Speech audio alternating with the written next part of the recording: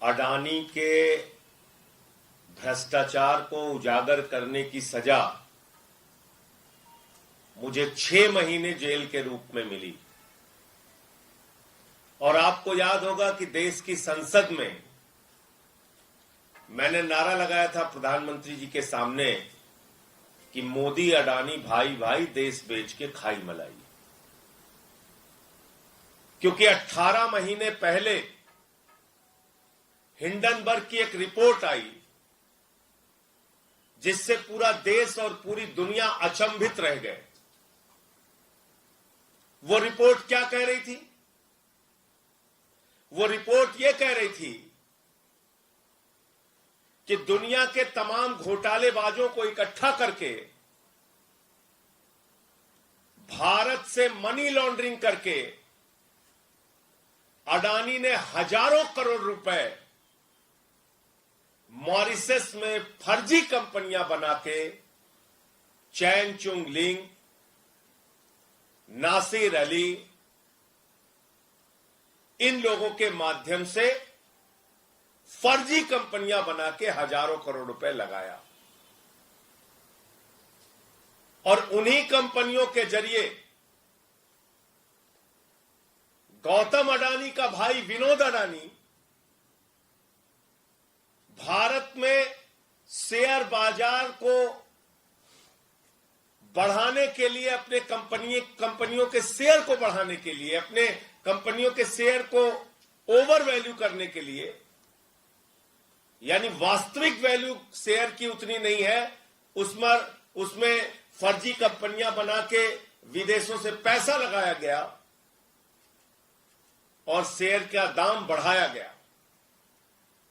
वास्तविक दाम शेयर का उतना नहीं है, लेकिन बाहर से फर्जी कंपनियां बना के विनोद अडानी के माध्यम से हजारों करोड़ रुपए हिंदुस्तान में अडानी की कंपनी में लगाया गया, उसके शेयर का दाम बढ़ाया गया। और जब हिंदुस्तान के छोटे निवेशक, आम आदमी, मिडिल क्लास के लोग उस शेयर को बढ़े दामों पे खरीदते हैं तो कुछ दिन बाद वो शेयर की वैल्यू जब घटती है तो उनका पैसा डूब जाता है।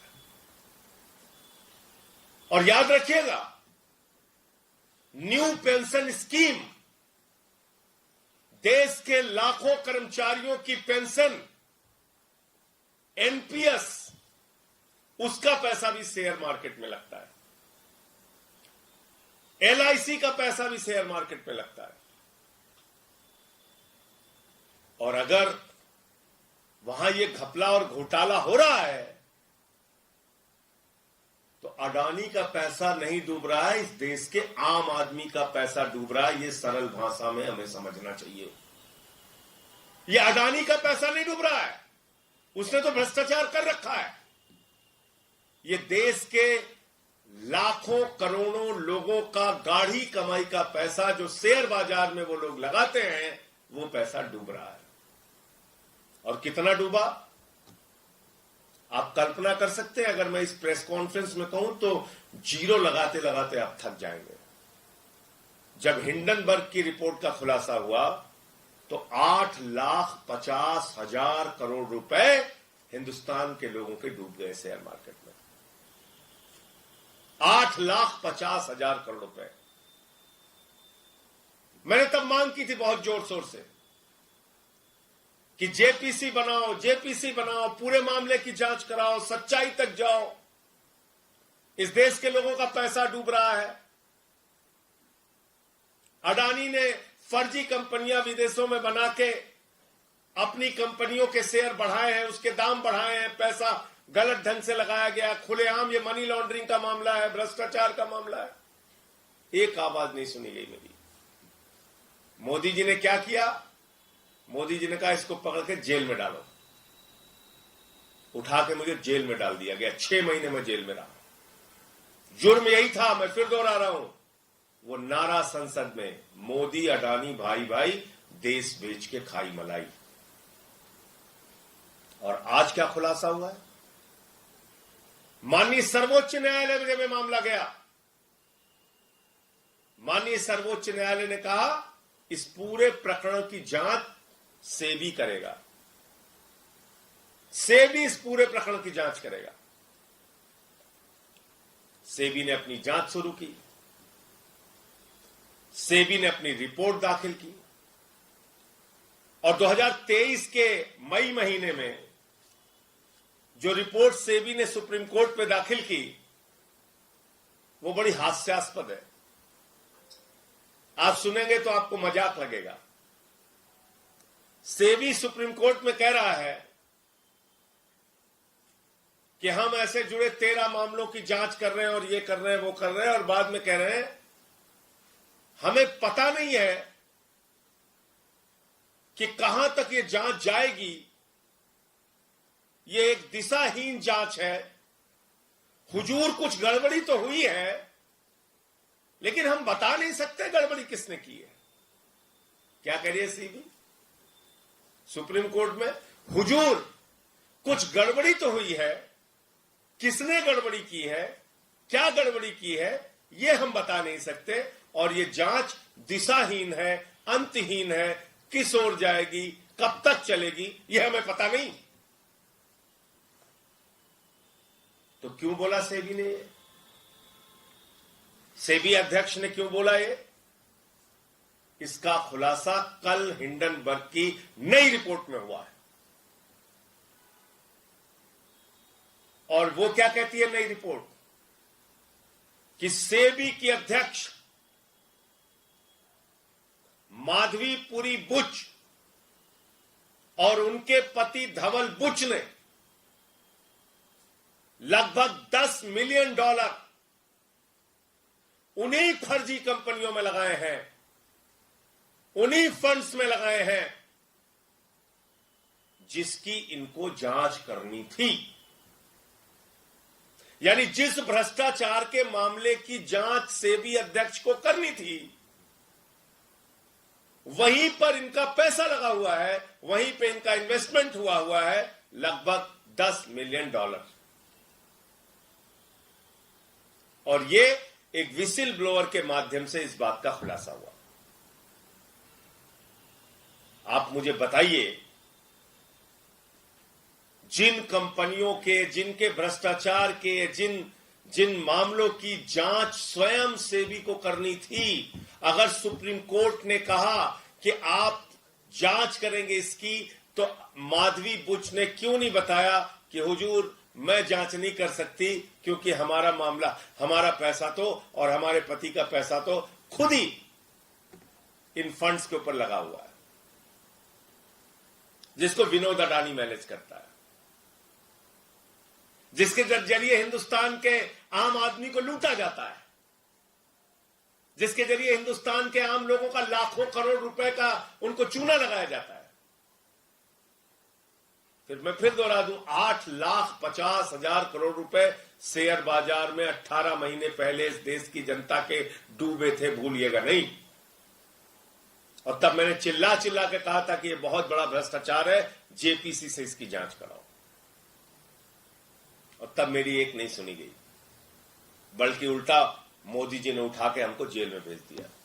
तो मैं भारत के प्रधानमंत्री से पूछना चाहता हूं, आप भ्रष्टाचार पे बड़ी बड़ी बातें करते हैं, भ्रष्टाचार को खत्म करने की गारंटी देते हैं, भ्रष्टाचारियों को जेल में भेजने की गारंटी देते हैं, और आपने एक तेलंगाना की सभा में कहा था अडानी कांग्रेस को टेम्पू में भर भर के रुपया पहुंचा रहा है।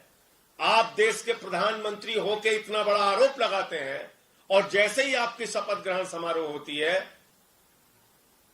भारत के सेना के सर्वोच्च पद पे बैठे हुए लोग पीछे बैठते हैं, अडानी आगे बैठता है।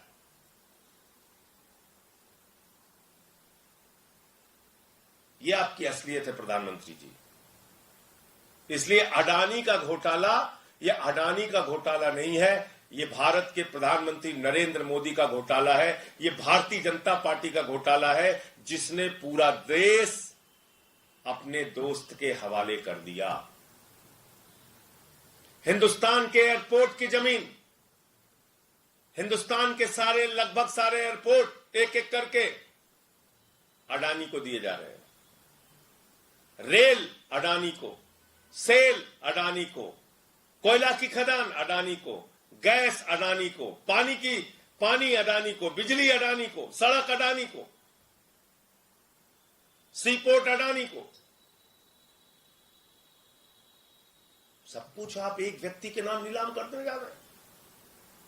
और आपने प्रभु श्री राम को भी नहीं बख्शा, भगवान श्री राम की नगरी को भी आपने नहीं बख्शा। जो जमीन भारतीय सेना के लिए आरक्षित थी, 13,000 एकड़ जमीन आपने उठा के अपने दोस्त अडानी को दे दिया, अयोध्या में, प्रभु श्री राम की नगरी में। आप ना राम के हैं, ना आम के हैं, ना किसी काम के हैं प्रधानमंत्री जी। आपका एक ही मकसद है, अपने दोस्त के नाम पूरे देश को नीलाम करना। और इसलिए अब ये जो मामला सामने आया है, सेबी अध्यक्ष की सारी जांच बेबुनियाद है, निराधार है, और अडानी के किसी भी मामले की जांच में दी गई, उसकी कही गई बात और रिपोर्ट का कोई मतलब नहीं है जो सुप्रीम कोर्ट में उन्होंने दाखिल किया है। माननीय सर्वोच्च न्यायालय को इसका संज्ञान लेना चाहिए, क्योंकि तथ्य छुपाए गए, सच्चाई छुपाई गई सुप्रीम कोर्ट से, सरकार ने झूठ बोला सुप्रीम कोर्ट में। अब नए खुलासे के बाद उसका संज्ञान लेना चाहिए, नंबर 1। और नंबर 2, ये सारे घोटाले, ये 8,50,000 करोड़ रुपए हिंदुस्तान के लोगों का जो डूबा है, इसके लिए कोई और नहीं, भारत के प्रधानमंत्री नरेंद्र मोदी जी जिम्मेदार हैं। जब तक वो पद पर रहेंगे, तब तक अडानी के मामलों की जांच नहीं हो सकती, अडानी के भ्रष्टाचार की जांच नहीं हो सकती। प्रधानमंत्री में जरा सी भी नैतिकता है तो उनको अपने पद से इस्तीफा दे देना चाहिए। उनको देश का प्रधानमंत्री बने रहने का हक नहीं है। प्रधानमंत्री इस्तीफा दे, जेपीसी बनाई जाए, तभी इसकी जांच हो सकती है। ज्वाइंट पार्लियामेंट्री कमेटी के माध्यम से इसकी जांच हो सकती है, जो हमारी पहले दिन से डिमांड रही है। तो नई रिपोर्ट में एक पहले तो बात आई थी, इनके एक श्रॉफ करके हैं, वो समधी है, सेबी के अधिकारी। दूसरा मामला आया, सेबी का अध्यक्ष खुद ही फंड में पैसे लगाए हुए हैं। तो इसलिए मुझे इतनी बात कहनी थी कि ये कतई मत समझिएगा कि अडानी के घोटाले का इस देश के आम आदमी से कोई लेना देना नहीं है। इस देश के लोगों का लाखों करोड़ रुपए डूबा है, और उस भ्रष्टाचार में सीधे तौर पे भारत के प्रधानमंत्री नरेंद्र मोदी और उनका एक दोस्त जिसका नाम है गौतम अडानी, वो शामिल है। मुझे इतनी बात कहनी थी। आपका कोई प्रश्न हो तो आप पूछ सकते हैं।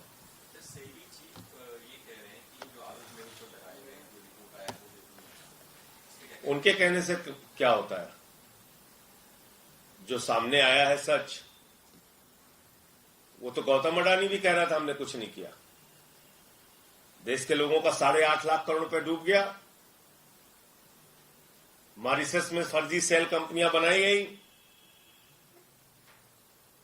गौतम अडानी ने अडानी कंपनियों के शेयर वैल्यू बढ़ाने के लिए वो शेयर खरीदे, उसमें पैसे लगाए, ओवर वैल्यू हो गई तो आम जो छोटे इन्वेस्टर हैं उन्होंने उसको खरीदा बड़े दामों पे, उनका पैसा डूबा। जब उसकी मार्केट वैल्यू कम हुई तो ये पूरा मामला है। उनके कहने से कुछ नहीं होता, अब पूरी सच्चाई सामने आ चुकी है। सर, एक और मामला है, उपराज्यपाल के कहने पर 3 सरकारी इंजीनियर को निलंबित कर दिया गया है। मुख्यमंत्री के आवास निर्माण से जुड़े हुए इनकी अहम भूमिका थी इस पूरे मामले में, इस पर क्या कहना है? देखिए, ऐसा है कि उपराज्यपाल के पास 24 घंटे सिर्फ एक काम पे लगाया गया है,